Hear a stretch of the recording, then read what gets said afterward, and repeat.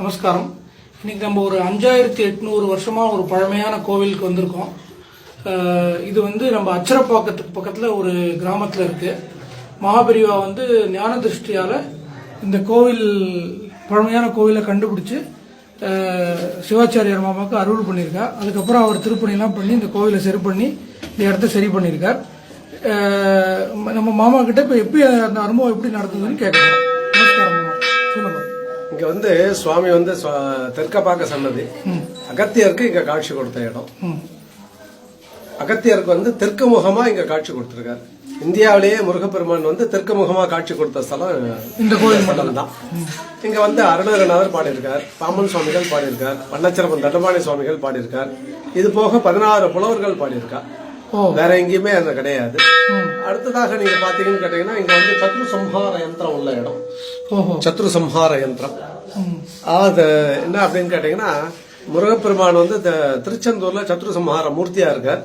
இங்க வந்து சத்ரு சம்ஹார யந்திரமா இருக்கார். ஆமா, சுவாமி வந்து 5400 வருஷத்துக்கு மேல ஆறுது. சுவாமி வந்து ரொம்ப விசேஷமான. எப்படி நீங்க பெரியவா அது எப்படி இதுக்கு எப்படி ஆரம்பிச்சது? பெரியவா என்ன அப்படின்னு கேட்டீங்கன்னா 1988, 89 தாந்தோண்டீஸ்வரர் ஆலயத்துல ஒரு பிரதோஷம், சனி பிரதோஷம். சரி. அப்ப நீங்க பாத்தீங்கன்னு கேட்டீங்கன்னா அந்த கோயில் வாசல்ல இருக்கு இல்லையா, வாசப்படியில பாத்தீங்கன்னா அந்த கதவுல வந்து ஒரு பெரிய நல்ல பாம்பு. சரி. கதவுல படுத்துடுத்து. அத வந்து என்னன்னு கேட்டீங்கன்னா குச்சால விரட்டி பார்த்தோம், திரட்டி பார்த்தோம், அது ஒன்னும் போகல. அப்பெல்லாம் என்ன அப்படின்னு கேட்டீங்கன்னா தீவட்டியில கொளுத்திருந்தா நம்ம வந்து லைட்டு கிடையாது. ஆமா, லைட்டு கிடையாது. அதனால தீவட்டியில கொளுத்திருந்தா நம்ம வந்து போவோம். நாங்க எவ்வளவு பிரார்த்தனை பண்ணி எல்லாம் பண்ணோம். பண்ண உடனே என்ன ஆச்சுன்னு கேட்டீங்கன்னா திருப்பி அதை தள்ளி விட்ட உடனே திருப்பி வந்து மேலே ஏறிடுது. திருப்பி என்ன ஆச்சுன்னு கேட்டீங்கன்னா அந்த சூடத்தை ஏத்தி இது பண்ணா சரி, அந்த தீவட்டியினுடைய அனல் பட்டதுன்னா அனல் காட்டினா ஓடிடும் இல்லையா, நெருப்பட்டாலே எல்லாம் ஓடிடும். அந்த தீவட்டியை காட்டணும்னு கேட்டீங்கன்னா அந்த தீவட்டியிலேயே வந்து அந்த தலையை வச்சுன்னு இதுவாயிடுது, மோட்சமாயிடுது. நான் மறுநாளே வந்து மகாபிரிவா கிட்ட போயிட்டு இது மாதிரி நடந்து போச்சு அப்படின்னு. பெரியவா என்ன பண்ணிட்டா, அவ வந்து இதுக்கு பிராயச்சித்தம் கும்பாபிஷேகம் தான். அப்பா, வேற எதுவும் பிராயச்சித்தம் கிடையாது, நீ போய் இது கும்பாபிஷேகம் பண்ணும் அப்படின்ட்டா. நான் சொன்னேன், பெரியவா எனக்கு வந்து நான் அன்னாடம் ஜீவன் பண்றேன், எப்படி பண்றது பெரியவா அப்படின்னா, நீ போ பண்ணுவேன் அப்படின்ட்டு அனுப்பிச்சு விட்டுட்டா பெரியவா. அதுக்கப்புறம் வந்துதான் அந்த திருப்பணியை வந்து தாந்தோண்டீஸ்வரர் கோயில் திருப்பணி பண்ணி 2007 கும்பாபிஷேகம் நடந்தது. இங்க முருகனுக்கு 2005 கும்பாபிஷேகம் நடந்தது. அது ரொம்ப விசேஷமான திருத்தலம். சோ பெரியவா இங்க வரவே இல்லை, வராதே உங்களுக்கு அந்த பத்தி எல்லாமே சொல்லிட்டா. ஆமா ஆமா ஆமா. இன்னைக்கு நீங்க ஒரு 25 வருஷத்துக்கு அப்புறம் பாலபிரிவா திருப்பி உங்களுக்கு 25 வருஷத்துக்கு அப்புறம் பெரியவா வந்து இன்னைக்கு திருப்பி மகாபெரிவா மாதிரி அருள் பண்ணிட்டு இருக்கா. ஆமா, பண்ணிட்டு இருக்கா. மகாபெரிவா, அதுக்கு அடுத்த பெரியவா, அடுத்தது பெரியவா, 3 பேருமே நமக்கு அனுகிரகம் பண்ணிருக்கா. சூப்பர். ஆமா, சூப்பர். மகாபெரிவா கிட்ட தான் முதல்ல வந்து நான் வள்ளூர்ல படிச்சேன். அப்படியா? ஆமா, மகாபெரிவா தான். ஓஹோ. அதுக்கப்புறம் தர்மபுரம் ஆதீனத்திலும், அதுக்கப்புறம் தர்மபுரம் ஆதீனத்துல படிச்சேன். ரொம்ப சந்தோஷமாமா.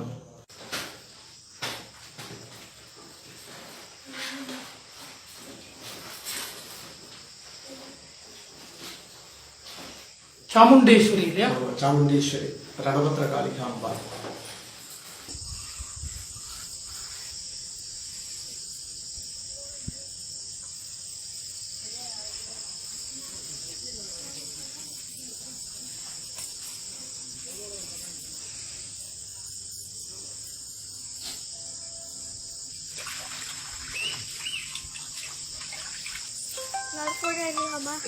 சொல்லிக்கொண்டு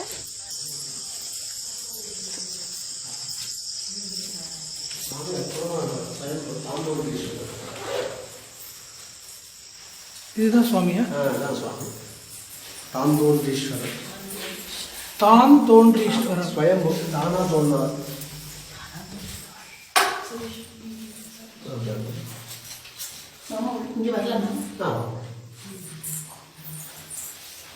ஈஸ்வரன் வந்து சுயம்பு மணல் கரையாம இருக்கிறதுக்கு மேல செப்பு கவச்சம் போடுது.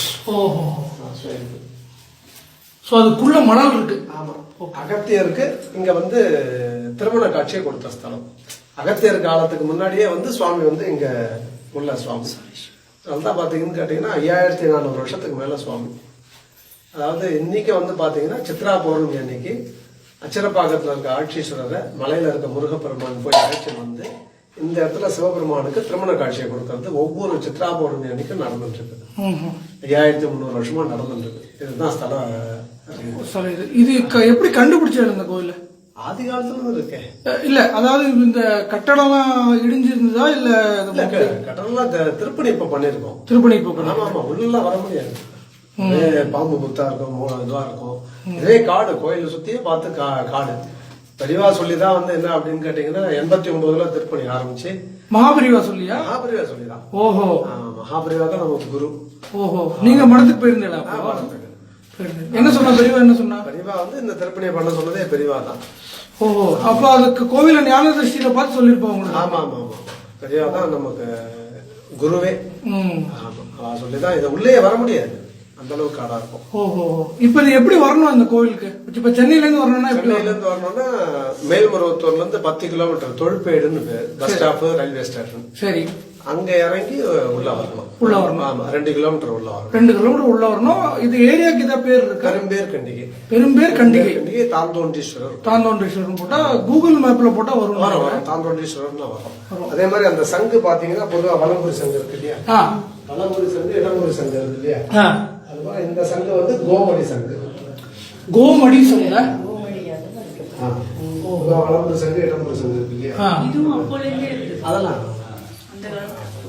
உங்க பேர் சொல்லுங்க மாமா. ரவிச்சந்திர சிவாச்சாரியா. ரவிச்சந்திர சிவாச்சாரியா. சரி, உங்களை கான்டாக்ட் பண்ணிட்டு இந்த கோயிலுக்கு வரலாம் இல்லையா? இதுக்கு அபிஷேகம்னா பண்றதுக்கு என்ன ப்ரொசீஜர்? இங்க வந்து என்னன்னு கேட்டீங்கன்னா, அபிஷேகம் பண்றதா இருந்தா கொஞ்சம் சொல்லுங்க. இங்க வந்து அபிஷேகம் பண்றதா இருந்தா என்ன அப்படின்னு கேட்டீங்கன்னா, பொதுவா வந்து அபிஷேகம் வந்து இங்க வந்து பாலாபிஷேக விசேஷம்.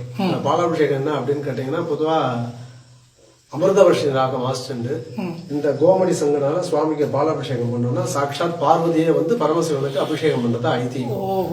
அப்ப வந்து என்ன அப்படின்னு கேட்டீங்கன்னா, கண்ணால சிவபெருமானை பார்க்கணும், காதால பஞ்சாட்சரத்தை ஜபிக்கணும், காதால வந்து ஓம் நம சிவாய, காதால வந்து அமிர்தவர்ஷி ராகத்தை கேட்கணும், கண்ணால ஈஸ்வரனை பார்க்கணும், மனசால பஞ்சாட்சரத்தை ஜபிக்கணும்.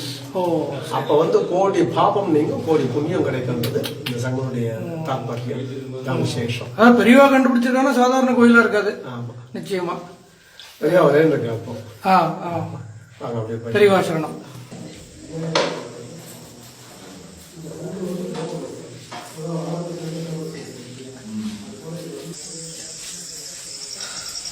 இந்த பக்கத்து கிராமத்தை வந்து தானமா கொடுத்து அங்கிருந்து வர வருமானத்துல அதை ரன் பண்ண சொல்லி அப்படியே